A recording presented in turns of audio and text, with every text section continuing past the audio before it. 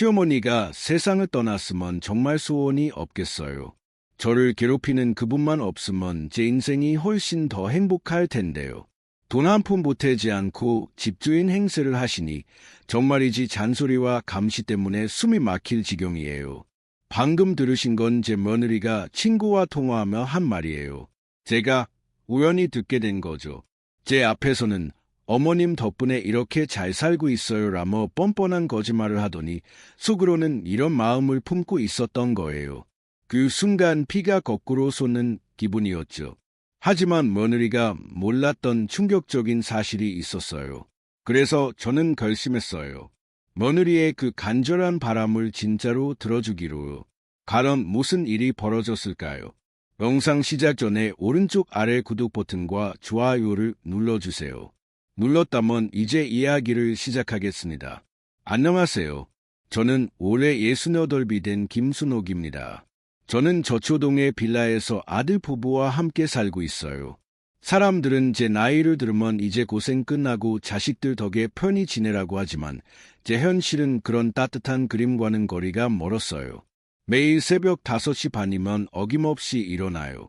아들 성민이가 출근하기 전에 아침밥을 차려야 하거든요. 부엌에 들어서면 며느리가 밤늦게 시켜 먹은 배달음식 용기들이 싱크대에 산더미처럼 쌓여 있어요. 매번 한숨이 나오지만 갈등을 피하려고 묵묵히 치웠어요. 며느리는 늘 제가 하는 일에 불만이었어요. 된장찌개를 끓이면 냄새 난다고 하고 청소를 하면 방법이 마음에 안 든다고 했죠. 아침에 일어나면 저를 쳐다보지도 않고 인사도 없이 냉장고로 가서 생수를 꿀꺽꿀꺽 마시고는 미간을 찌푸리며 잔소리만 늘어놓았어요. 가장 힘들었던 건 며느리 친구들이 집에 놀러 올 때였어요. 그럴 때면 저는 마치 하녀처럼 취급받았죠. 정성스레 과일을 깎아내오면 며느리는 저를 위아래로 훑어보며 방으로 들어가라고 했어요. 자기들끼리 할 얘기가 있다며 제가 있으면 불편하다는 투로 말했죠. 친구들 앞에서 며느리는 늘 자랑스럽게 떠들었어요. 남편이 능력 있어서 법무법인이 잘 나간다고, 자신은 그저 곁에서 내조만 했다고, 마치 모든 성공이 자기들 힘으로 이루어진 것처럼 말했어요. 하지만 정말 가슴 아픈 건 따로 있었어요. 어느 날 문이 살짝 열려 있는 상태에서 며느리가 친구와 통화하는 걸 우연히 들었거든요. 시어머니는 돈 한 푼 보태지 않고 집주인 행세를 한다며 그냥 어녀서 밥이나 축 내고 산다고 했어요. 잔소리가 심해서 스트레스라며 제가 없어졌으면 좋겠다고 하더라고. 그 순간 숨이 멎는 것 같았어요. 이 집은 제 남편과 제가 평생 모아 마련한 집이었어요. 아들의 법무법인 운영 자금도 남편이 남긴 유산으로 제가 지원해 준 거였죠. 하지만 며느리는 그 사실을 전혀 몰랐어요. 저는 아들의 자존심을 지켜주려고 며느리에게는 아들의 능력으로 이룬 것이라고 말하라고 했거든요. 그런데 이제 와서 며느리가 모든 공을 가로채고 저를 하찮게 대하는 모습을 보니 피가 거꾸로 솟는 기분이었어요. 그날 이후 며느리의 말이 머릿속을 떠나지 않았어요. 내가 정말 이 집에서 얹어 사는 신세일까? 그런 생각에 잠도 제대로 오지 않았어요. 며칠 밤을 뒤척이다 결국 안방 장롱 깊숙이 숨겨둔 금고를 열었어요. 작지만 묵직한 금고 안에는 중요한 서류들이 들어 있었어요. 하나씩 꺼내보니 모든 게 선명해졌어요. 이 빌라의 등기부등본에는 제 이름이 또렷이 적혀 있었고 아들이 운영하는 법무법인의 초기 투자금과 계약서도 모두 제 이름이었어요. 남편이 세상을 떠나기 전 모든 재산을 제 명의로 정리해뒀거든요. 아들에게 물려줄 때 세금 문제도 고려하고 혹시 모를 상황에 대비하려고. 그런데 시간이 지나면서 저조차 이 사실을 잊고 살았던 것 같아요. 아들 뒷바라지에 정신없다 보니까요. 서류를 하나씩 확인하니 더 놀라웠어요. 남편이 젊을 때부터 모은 적금, 주식, 여러 부동산까지 전부 제 이름으로 되어 있었어요. 아들의 법무법인 사무실 보증금과 운영자금으로 빌려준 돈도 6억이 넘었어요. 그동안 저는 이런 것들에 신경 쓰지 않고 살았어요. 아들이 성공하면 그게 제 기쁨이라고 생각했거든요. 돈이 누구 명예인지 중요하지 않다고 여겼죠. 하지만 며느리는 이 모든 게 남편의 능력으로 이루어진 줄 착각하고 있었어요. 며칠 뒤 며느리 친구들이 또 집에 왔을 때 저는 일부러 거실 근처에 머물며 대화를 들었어요. 이번에는 더 충격적인 말이 오갔어요. 며느리는 친구들에게 시어머니가 눈치 없이 언제까지 얹혀 살 건지 모르겠다고 했어요. 자기들이 벌어놓은 재산에 무임승차하고 있다고. 그 순간 깨달았어요. 며느리뿐 아니라 아들도 이 모든 게 제 재산이라는 사실을 잊고 있다는 거요. 아니, 어쩌면 처음부터 제대로 알려주지 않았던 것 같아요. 아들의 자존심을 지키려 조용히 뒤에서 지원만 했으니까요. 그날 계좌 잔고를 확인해보니 생각보다 훨씬 많은 돈이 있었어요. 남편이 알뜰히 모은 자산이 복리로 불어나고 부동산 가격도 많이 올랐거든요. 며느리는 저를 경제적으로 무력한 존재로 여겼어요. 그래서 그렇게 함부로 대할 수 있었던 거죠. 하지만 진실은 정반대였어요. 그들이 누리던 모든 풍요의 진짜 주인은 저였어요. 그 사실을 깨달았을 때 분노보다는 차분한 마음이 들었어요. 이제 어떻게 해야 할지 방향이 보이기 시작했거든요. 며느리가 간절히 원하는 게 뭔지도 명확해졌어요. 그날부터 저는 조용히 계획을 세웠어요. 아무도 모르게, 천천히, 그리고 확실하게요. 진실을 안 이상 더 이상 당하고만 있을 수 없었어요. 제가 누구인지, 이 집의 진짜 주인이 누구인지 분명히 보여줄 때가 됐다고 생각했어요. 진실을 알게 된 다음 날, 평소보다 일찍 일어나 깔끔히 차려입고 집을 나섰어요. 목적지는 남편이 생전에 법적 문제를 상의했던 법무법인이었어요. 저초동법원 근처에 있는 꽤 큰 사무실이었죠. 담당 변호사는 저를 정중히 맞아주셨어요. 오랜만에 뵙는다며 건강을 묻기도 했죠. 저는 가방에서 준비해 간 서류들을 꺼내 건넸어요. 부동산 등기부등본, 법무법인 투자계약서, 금융자산 증명서들이었어요. 변호사는 서류를 꼼꼼히 검토하더니 모든 자산을 회수하고 싶으신 건지, 그 이유가 뭔지 조심스레 물었어요. 저는 차분히 설명했어요. 더 이상 아들 부부와 함께 살 수 없다고, 제 재산은 제가 직접 관리하고 싶다고. 변호사는 잠시 생각하더니 가능한 방법들을 설명해줬어요. 부동산 매각부터 법무법인 투자금 회수까지 단계적으로 진행할 수 있다고 했죠. 모든 서류가 명확하니 법적으로 문제없다고. 저는 그 자리에서 모든 절차를 진행해 달라고 부탁했어요. 가장 빠르고 확실한 방법으로. 변호사는 제 의지가 확고함을 확인하고 즉시 업무를 시작하겠다고 약속했어요. 집으로 돌아와서는 평소처럼 지냈어요. 며느리는 여전히 저를 무시하며 친구들과 쇼핑 계획을 세웠고 아들은 사무실 일로 바빠 늦게 들어왔어요. 아무도 제가 오늘 뭘 했는지 관심조차 없었죠. 며칠 뒤 첫 번째 통보서가 도착했어요. 부동산 매각에 관한 공식 문서였죠. 아들이 퇴근 후 우편물을 확인하더니 얼굴이 하얗게 질렸어요. 급히 며느리를 불러 서류를 함께 살펴보더군요. 저는 거실 소파에 앉아 차를 마시며 그들의 반응을 지켜봤어요.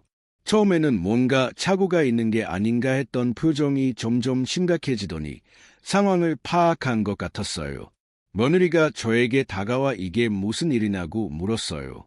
목소리에는 당황과 분노가 섞여 있었죠. 저는 담담히 대답했어요. 제 재산을 제가 처분하는 것뿐이라고. 앞으로 혼자 살고 싶어 집을 정리하기로 했다고. 그때부터 집안 분위기가 완전히 바뀌었어요. 며느리는 저에게 따져 물었고 아들은 어쩔 줄 몰라하며 저와 아내 사이에서 눈치만 봤어요. 하지만 저는 이미 결심한 일이라며 한 발짝도 물러서지 않았어요. 이틀 뒤 두 번째 통보서가 왔어요. 이번에는 법무법인 투자금 회수에 관한 거였죠. 6억이 넘는 돈을 즉시 상환하라는 내용이었어요. 그제야 아들 부부는 사태의 심각성을 깨달은 것 같았어요. 며느리는 제게 소리를 지르며 어떻게 이런 일을 할 수 있냐고 했지만 저는 모든 게 합법적인 절차이고 제 재산을 제가 찾아가는 것뿐이라고 차분히 설명했어요. 그들이 지금까지 누린 모든 게 사실은 제 돈으로 이루어진 것이라는 사실도 분명히 밝혔죠.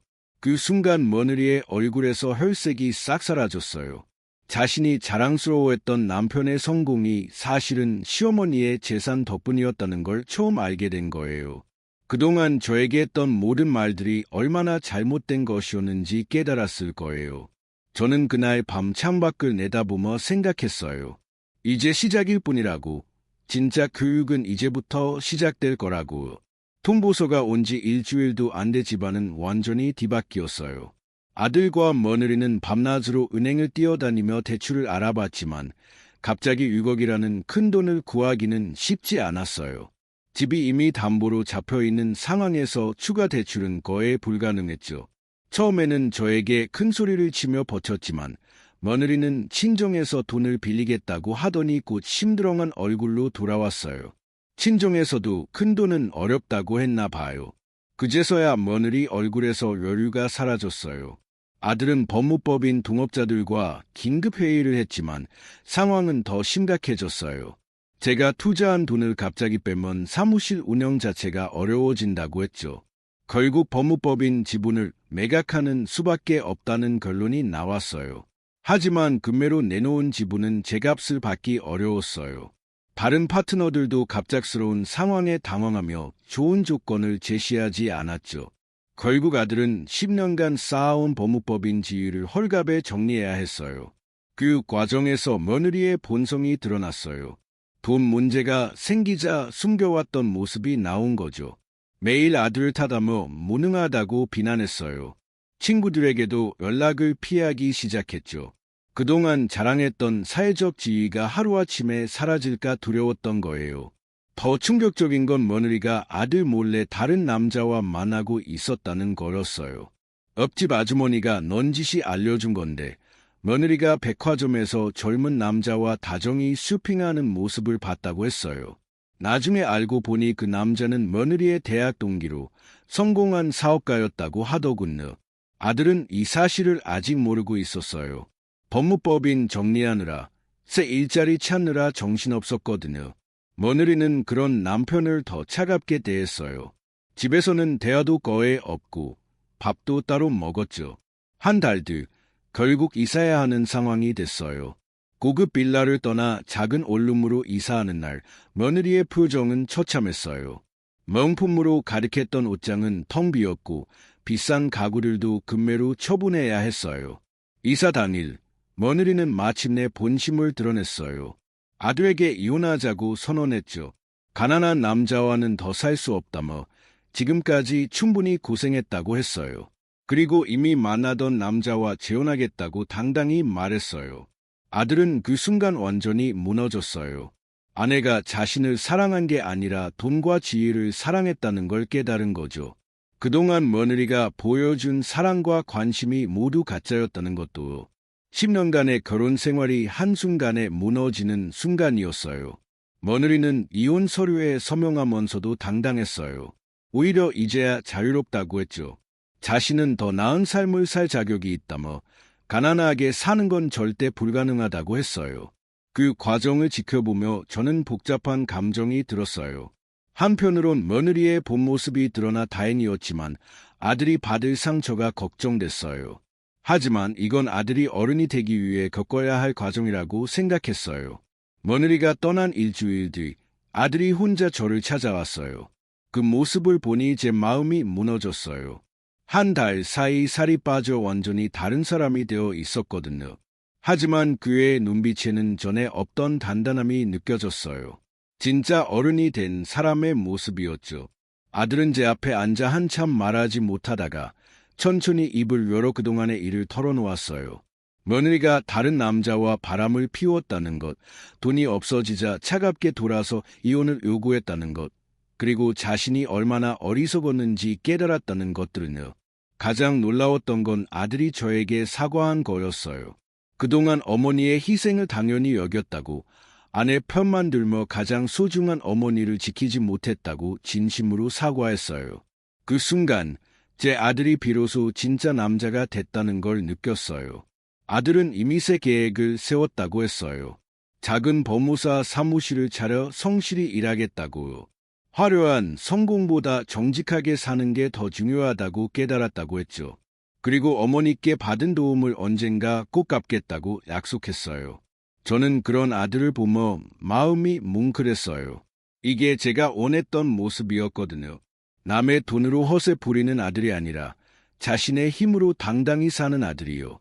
저는 아들에게 말했어요. 이제야 진짜 내 아들을 만난 것 같다고.